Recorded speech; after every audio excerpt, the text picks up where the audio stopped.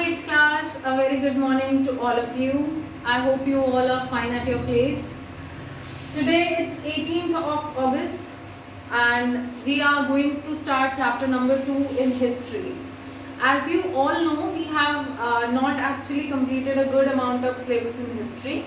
निशा ma'am ने आपको geography and political science पढ़ाया था, ठीक है, लेकिन मैंने हिस्ट्री से स्टार्ट किया है so that change in syllabus could be done and आप लोग भी थोड़ा सा एंजॉय करो दूसरे सब्जेक्ट को भी. ओके, सो हिस्ट्री में हमने चैप्टर नंबर 1 कर लिया है.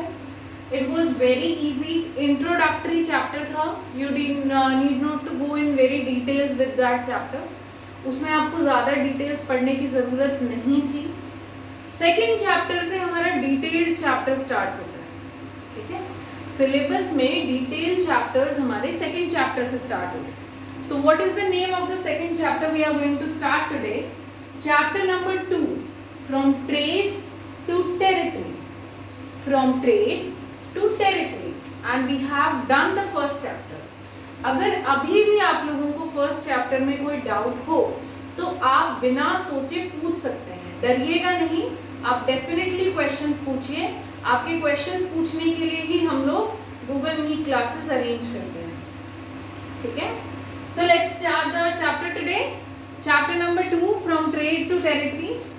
Now tell me, what do you mean by trade? Trade से आप क्या समझते हैं? ट्रेड का मतलब होता है टू डू बिजनेस, व्यापार करना. What do you mean by trade? To do any kind of business, व्यापार करना कहलाता है trade. To territory, territory means our boundary area.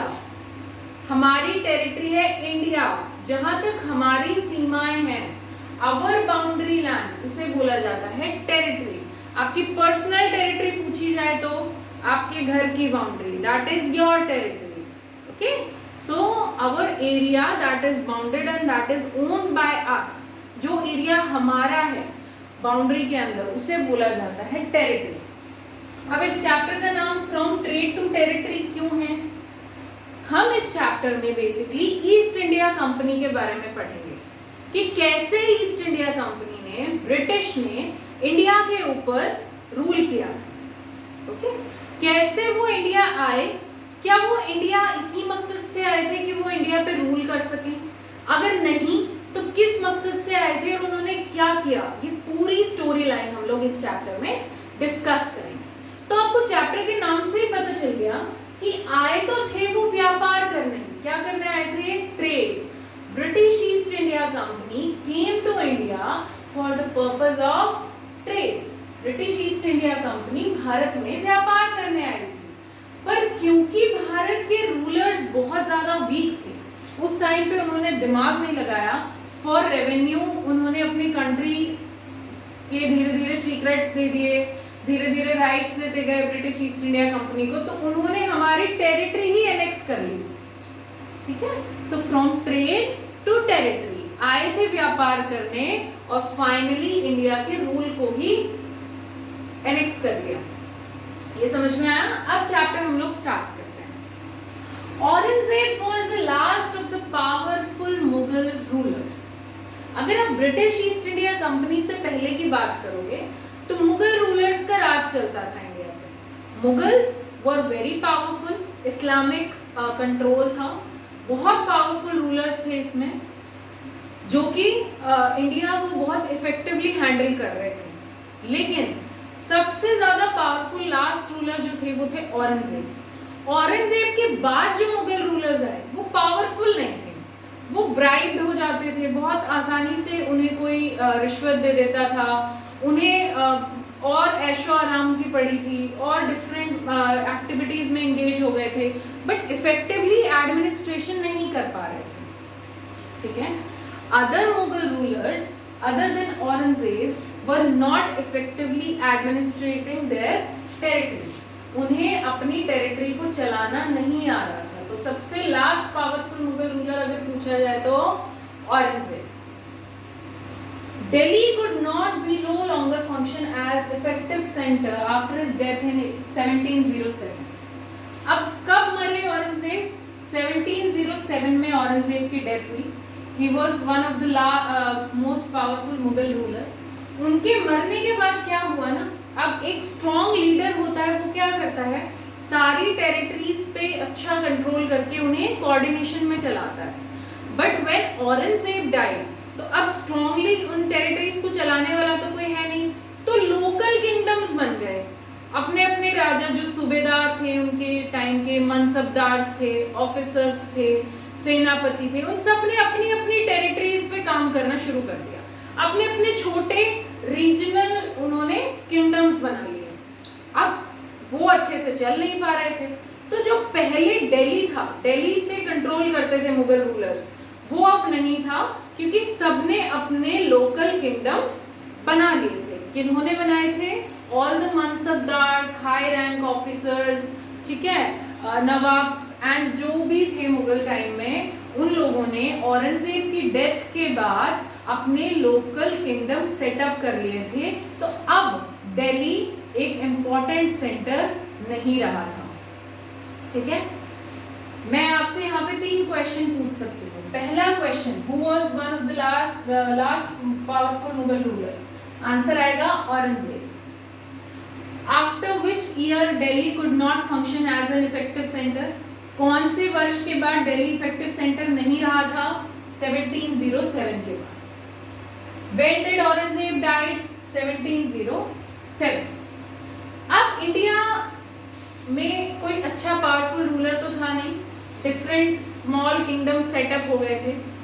अब British East India company Bharat आई, उसकी स्टोरी पढ़ेंगे। ठीक है, 1600 में चार्टर इशू हुआ। चार्टर क्या होता है? एक रूल, एक एग्रीमेंट जो आप किसी को परमिशन देते हो। जैसे अगर मैं रूलर हूँ, मैं किंग या क्वीन हूँ, तो मैं जो आपको ऑर्डर दूंगी, मैंने एक नया रूल बना दिया, that was known as charter in Britain. England में उसे क्या बोलते थे?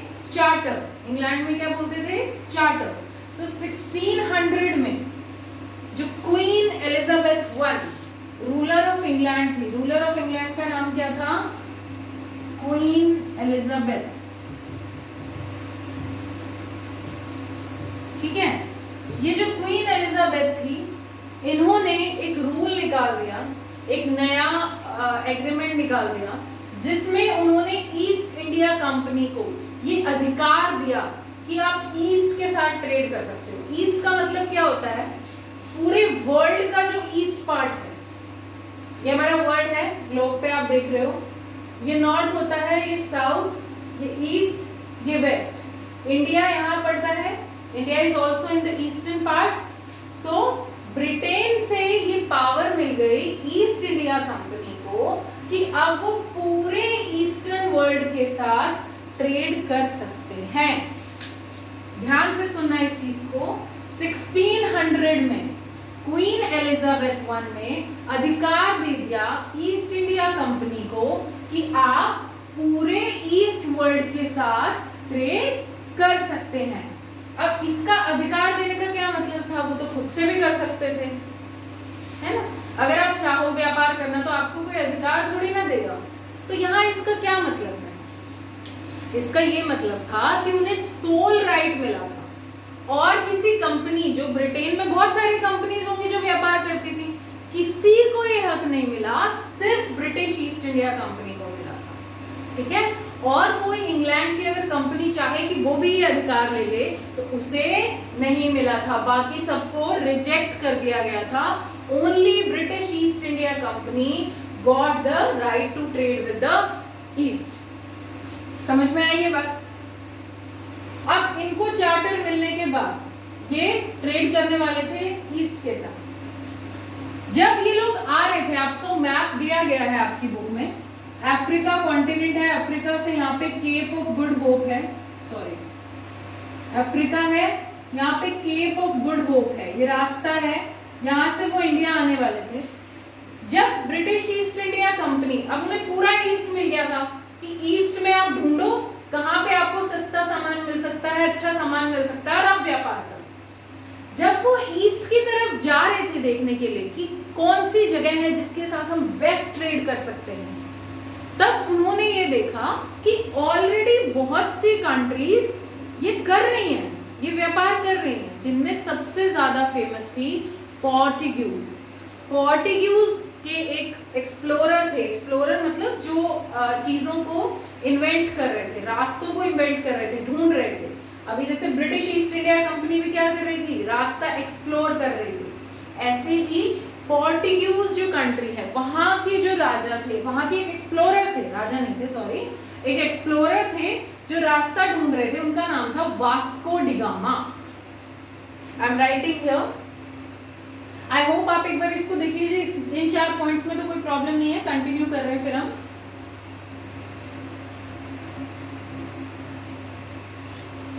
ओके